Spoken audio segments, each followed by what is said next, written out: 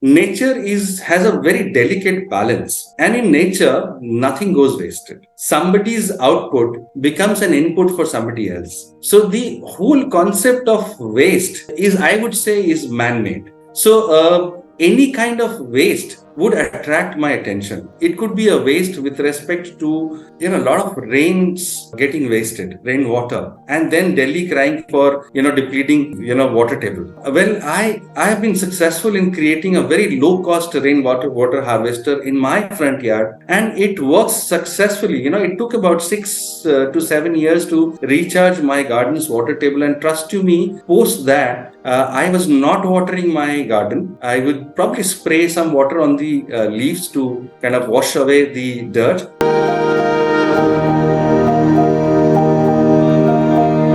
Hello everyone, I'm Jitendra Singh, banker turned entrepreneur and author of the book Perfect Mastering the Art of Selling. I welcome you to read my story where I interview authors, speakers, coaches, celebrities, entrepreneurs, and more. Today I have with me Mr. Joydeep Chakraborty. He is a seasoned business leader and solution specialist with a remarkable 36 years career spanning 13 countries, 12 roles, 12 business domains with expertise in IT, including infrastructure, outsourcing, application development, and product development and management. He excels in creating operationally excellent team that drives marketing disruption through innovation and cost consciousness. He is renowned for building cross-cultural team across geographies, leveraging his extensive travel experiences in the US, UK, Japan, China, and other countries. After a successful corporate tenure, he embarked on his multi-preneurial journey and currently thriving as a prominent player in the climate change domain through his venture Gomeya, the organic soldier. Guided by the values of simplicity, honesty, integrity, and endurance, Joydeep drives inspiration from nature and strives to promote sustainability. He is a global business leader driving innovation and sustainability. Today, he will be discussing with us about his life journey. So, let us hear from him. Welcome, Joydeep, sir. The platform is open, and now over to you.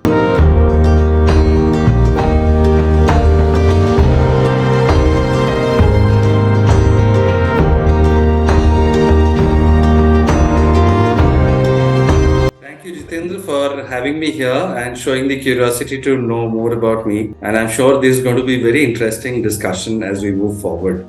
So thanks again for having me here in this session. It would be pleasure, sir. And the work you are doing, you are also representing as a wallpaper of yours. This is really amazing work you are doing. First of all, I would like to congratulate you for the same. And now moving on to the first question. So how did your past life has affected the person you actually wanted to be in your life and what you are? So moreover, it's related to your young age journey when you would be having certain thoughts about career options you would like to pick up. Then you got into corporate journey. Now you are an entrepreneur. Not only an entrepreneur, but a socialpreneur. I can say that. Yeah, and that's a very interesting question. And as you kind of, said, it's a long journey of almost more than 3 decades. So I think, before I hit onto this question, I would draw a parlance with the OTT platform. And I would say that Gomeya is my season 2, and my season 1 was, kind of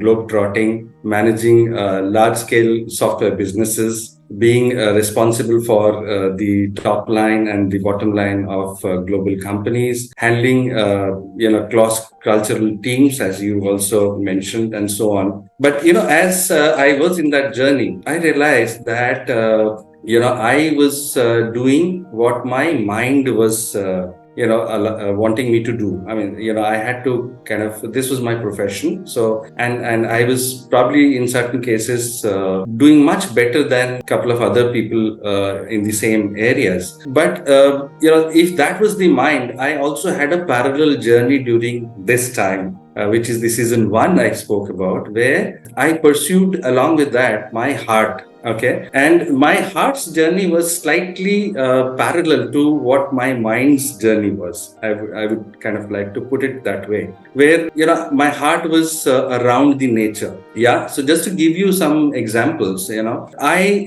created a fish pond in my office. Yeah. Where the employees can, in their leisure hours, relax, There were times when I would take up the children of my colleagues and go for plantation drives. During this time, just before Commonwealth, I was very deeply involved in the Clean Yamuna program. In my house in Delhi, I created 6 to 8 inches of soil right from the scratch, created an organic garden, and there was a point in time when at least one dish was actually coming from from my organic garden in the backyard. Amazing. So I also created a very low cost rainwater harvester right in my front yard, to manage the water table problem of Delhi and in my area. So I had birds in my house. I would connect with them, talk to them. So season one, yes, it was a mind journey, as I would put it. But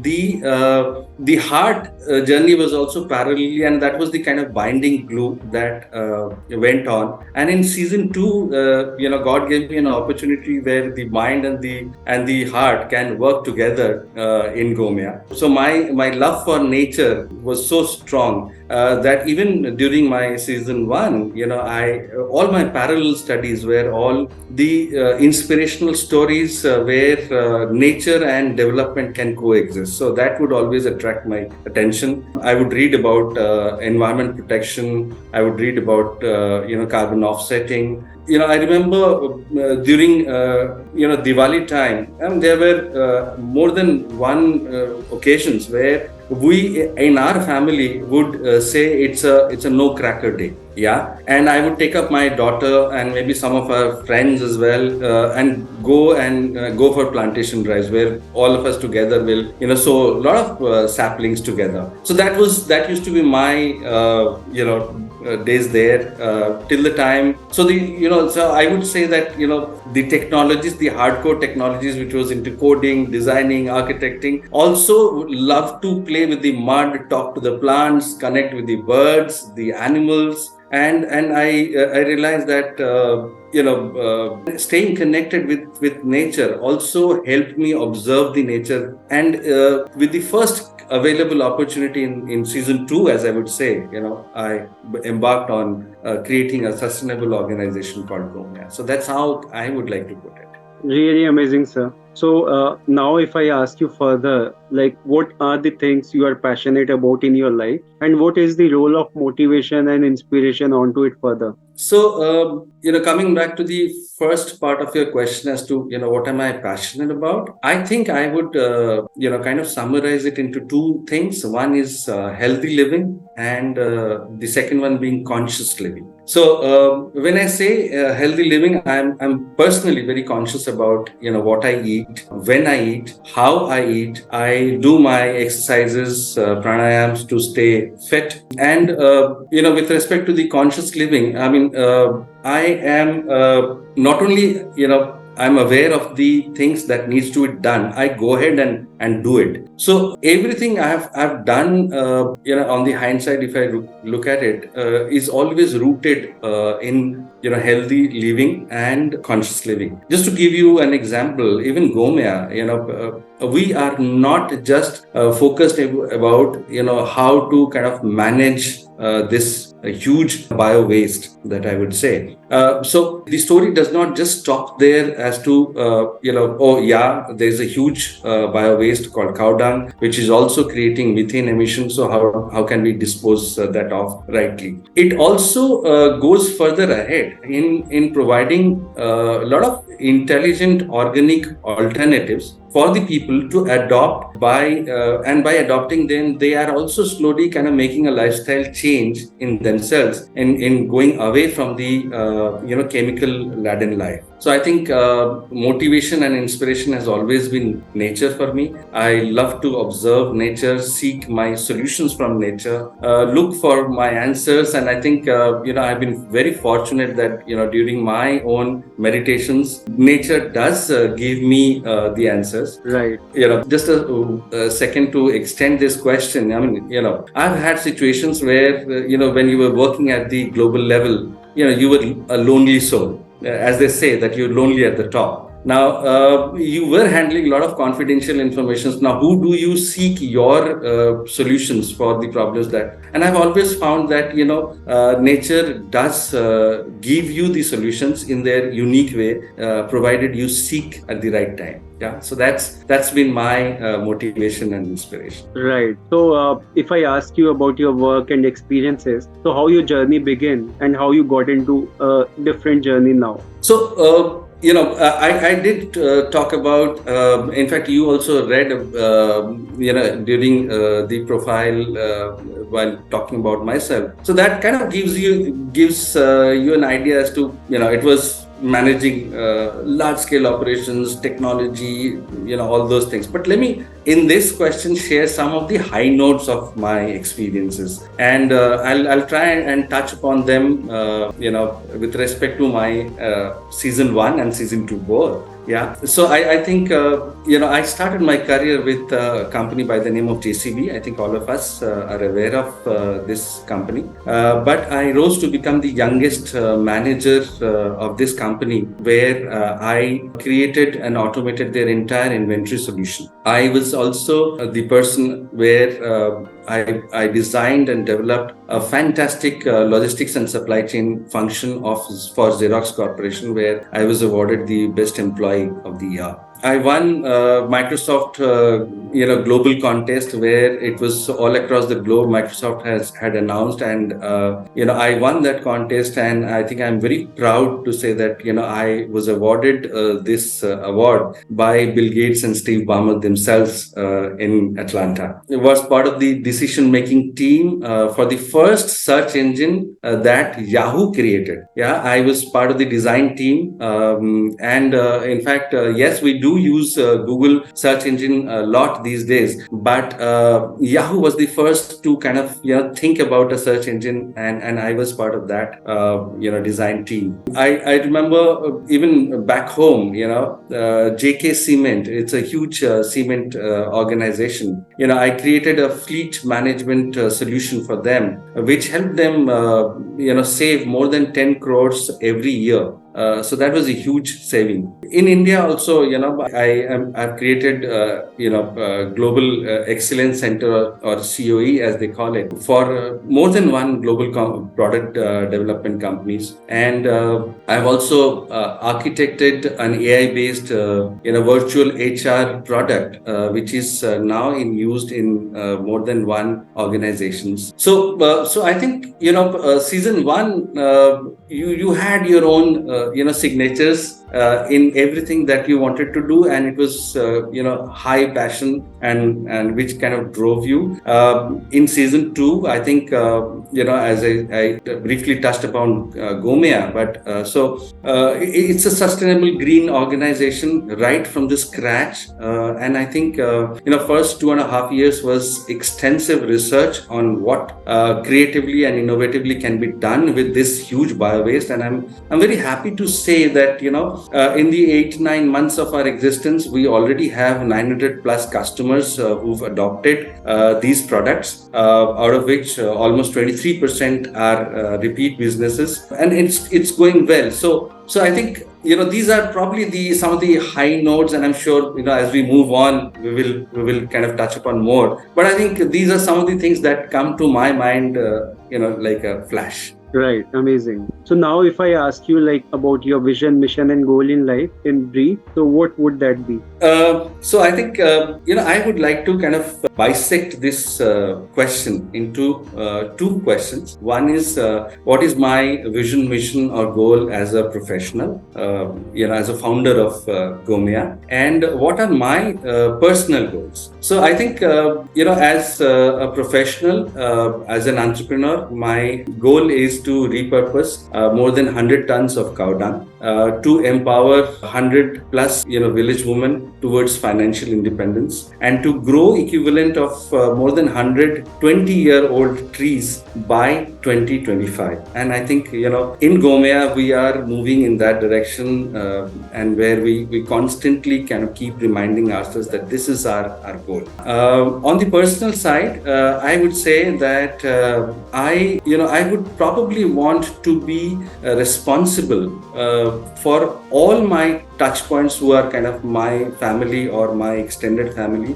for them to stay healthy and happy always. So anybody who's into any kind of physical or professional or mental disturbance, I think I feel impacted. So on the personal side, I think I always strive towards, if I can kind of help or facilitate them towards fulfilling their healthy and happiness quotient. I think that makes me extremely fulfilled. So that's largely my goal. Amazing. So now if I ask you like two, three most important life lessons you have learned from your journey professionally or personally, so what those learning would be? That's a very interesting question, Jitendra. And you've already said two, three, so I'll try to limit it within those.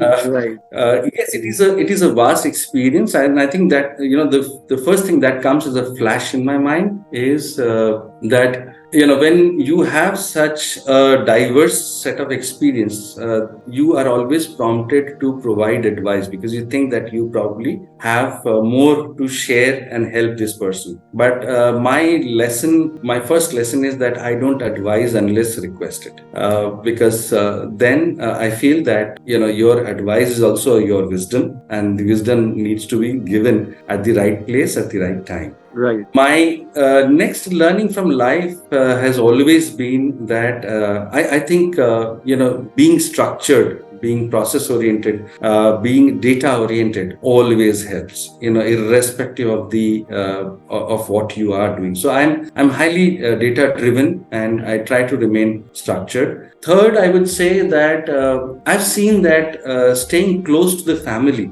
the sheer energy of staying together helps you navigate the life in a much better way. So I've had situations where maybe one would get tempted towards probably relocating, settling outside. But I've always tried to stay away from that.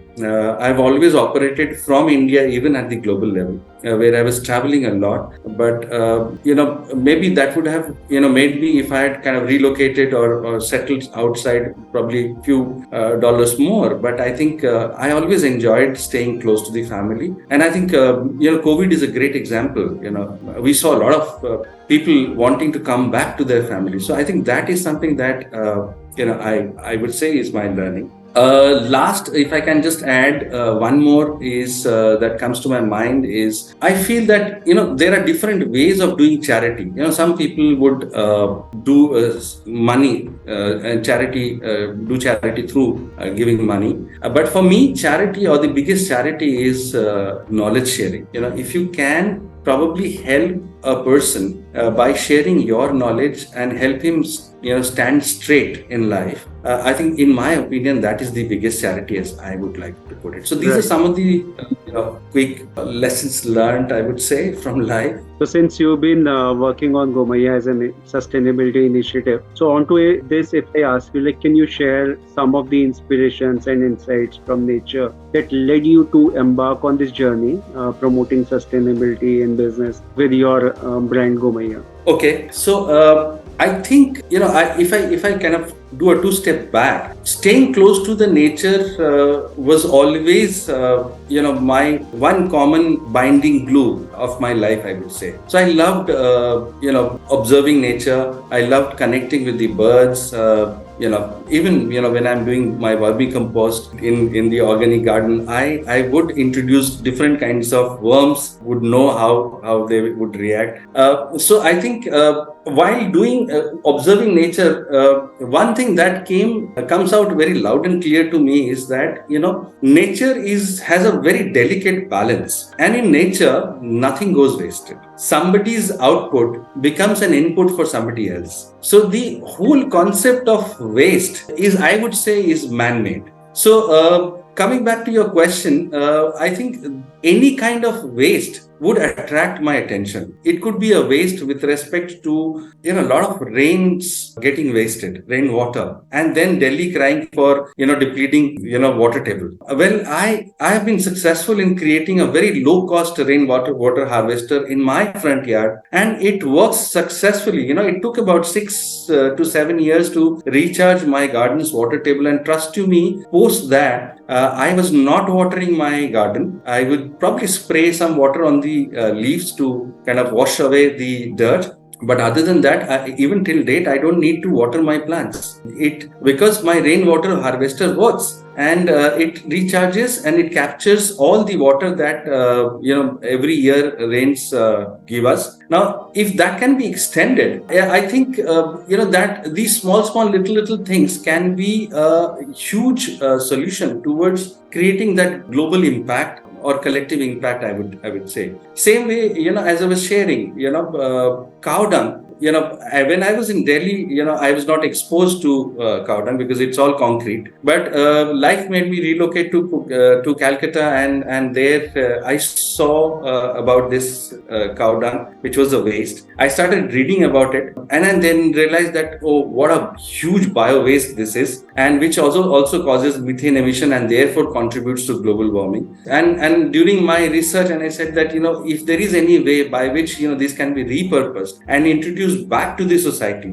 going by the same philosophy that nothing goes wasted, then this menace can be managed. And that's how kind of Gomeya and the creating a sustainable business came in. So I hope I could respond to your question. Right, sir. That was really amazing. And the work you are doing on sustainability is really need of an hour, because what is happening is we are living in an environment which is full of pollution. Whether we talk about air, whether we talk about soil and sound, everything is polluted. So we need such initiatives wherein at least we can do some help to the nature so that it can revive itself. So Absolutely. now coming to the another one, if I ask you, like, sustainability is becoming an integral part of business model these days globally. So how has Gomeya successfully integrated sustainability as a core element of its business model, and what impact has this had on your venture? Okay, so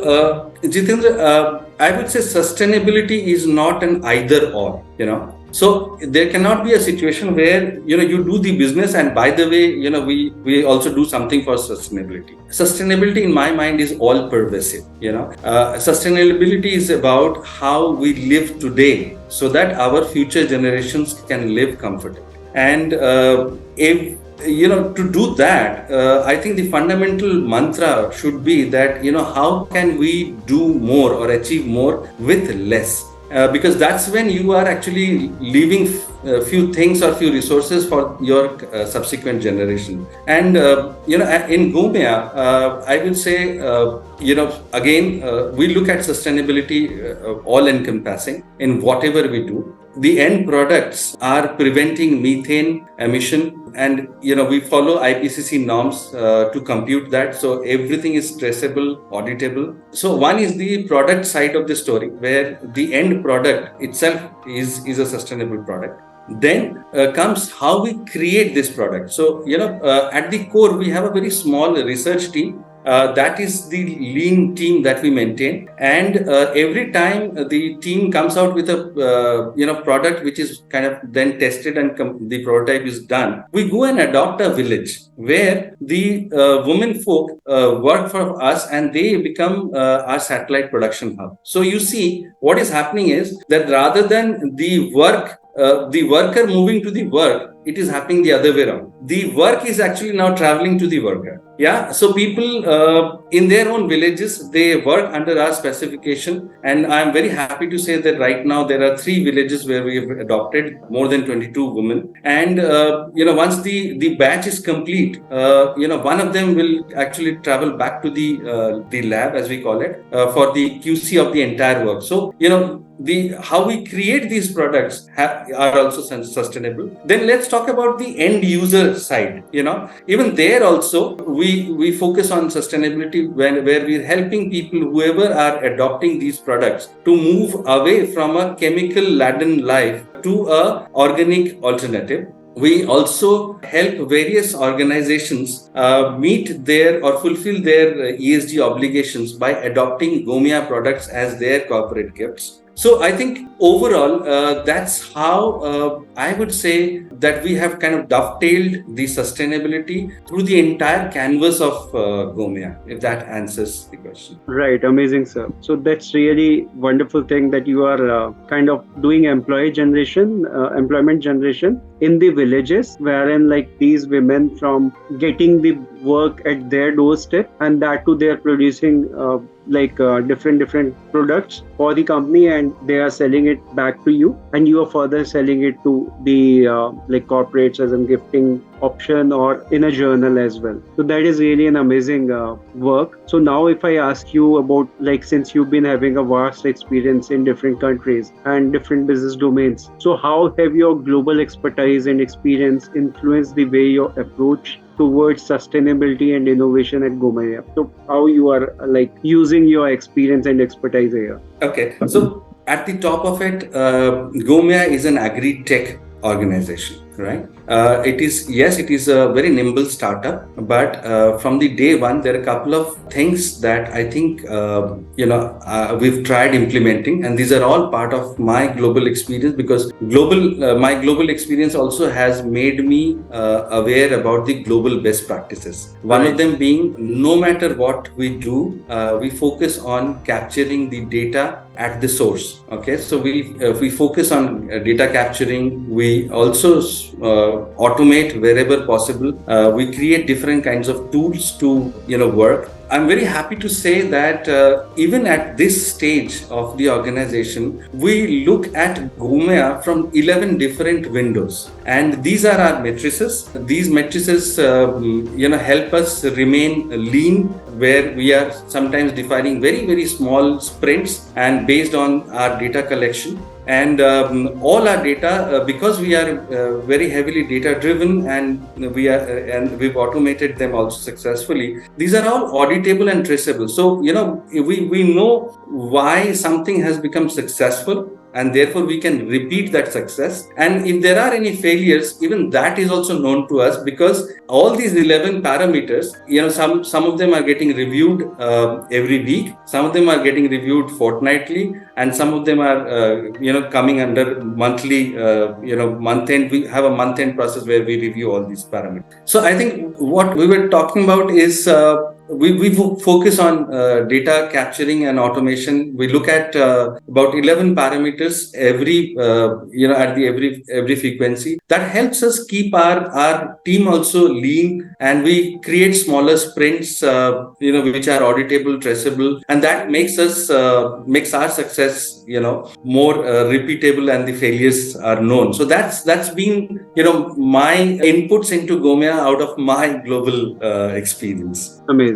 So, if I ask you further onto this, like, what practical advices you can share with our business leaders and entrepreneurs looking to transform to more sustainable and eco-friendly practices, as well as embrace a green business model? Yeah, I think for the business leaders and entrepreneurs, my first advice probably will be a very loaded word, but my first suggestion would be to stay process oriented from the day one, irrespective of the size, because it helps in the longer run. There is always a method to the madness, and what are the things happening. Okay, automation alongside wherever possible helps you stay lean and makes you more predictable. I would also say that these days a lot of startups, they go for a lot of upfront investment in the beginning. My suggestion instead would be to remain lean and organic in the beginning, rather than going for huge infrastructure investments, manpower investments. And it is possible to work like that. When that happens at the right time, maybe you can for your growth and scaling up, you can seek investment. But initially, I think stay lean is something that I would probably suggest. I would also say that stay financially viable from the beginning. Don't go for these CCPs and the various other things where let's have the numbers first. No, I think I look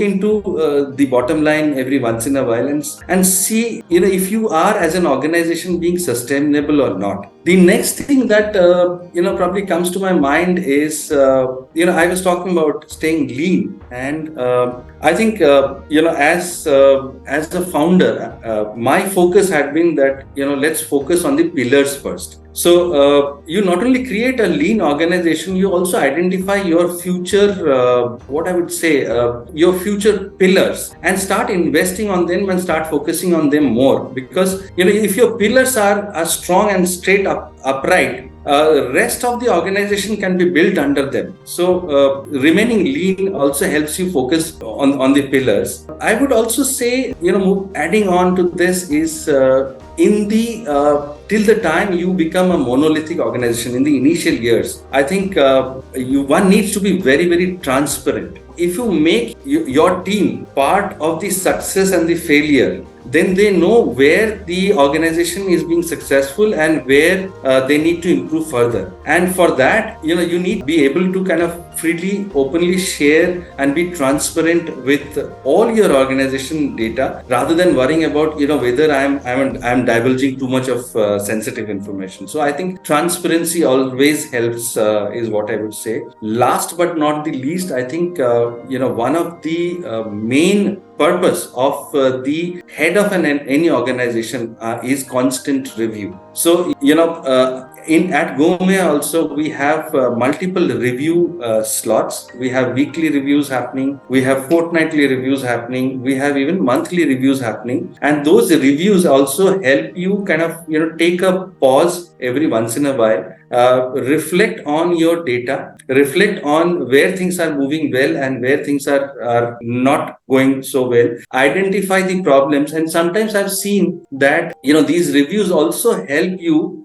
from the identification of a problem to implementing the solutions and finding out whether it is truly the solution or not. It is sometimes as small as 3 to 4 days. So it makes you an agile organization, a flexible organization. So these are some of the probably practical suggestions that I would have for the business leaders and the entrepreneurs of today. Right, sir. Very important. And if we follow this, definitely we can contribute towards sustainable thing. So now coming back to you again, if I ask you your take on success and what do you think about it? Oh, okay. That's very interesting. So I said that success to me is if I can be an enabling or enabler, for all my touch points or the near and dear ones, to help them meet their life goal, I think I would say that I have been successful. Just to give you an example, one thing that comes as a flash in my mind is in one of the organizations that I was working, I had a peon who, because of various financial constraints, could not actually pursue his study. Now, post office hours, I made him complete his 12th. So we would sit together and do joint studies. He completed his graduation in my tenure in that organization. And by the end of it, I helped him get a job of a developer, a software developer in some other organization, because obviously in my organization, he would always remain to be known as a peon. But now that to me, is a definition of success, because it makes me very complete. I have a lot of such examples in my life. So I think if I can become an enabler for people to meet their dreams, I think that to me is the success, and that is what it looks like. This is really amazing, sir. If we can start helping people around us, definitely we can create a wonderful environment around us. So amazing on that part. Now, any message or advice you would like to share with our viewers and listeners? Yeah, I've been talking a lot, so I think I'll try to kind of be quick in this. Couple of them. I think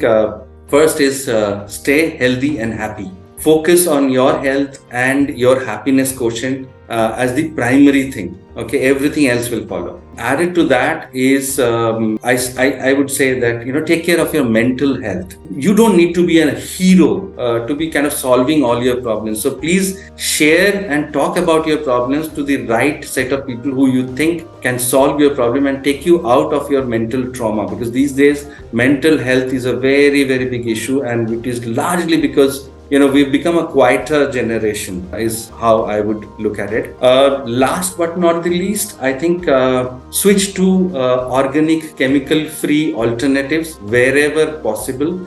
It might come out a little costly in the initial phase, but trust me, in the longer run, it pays itself. It is always good to be part of a organic lifestyle than being surrounded by chemicals always. Yeah. So these are some of the messages from my side. Amazing, sir. Really wonderful. And I think the discussion we had was really, really amazing. We have shared so many insights about the sustainable business which is possible, and your initiative is really wonderful. And I must say that the discussion we had about this topic is really close to my heart as well, because what we see near to us is the situation which is not good at this stage, because we are living in a polluted environment, and it is the result of collaborative effort of each one of us. So it is the responsibility of collaborative effort of each one of us that we should start contributing towards the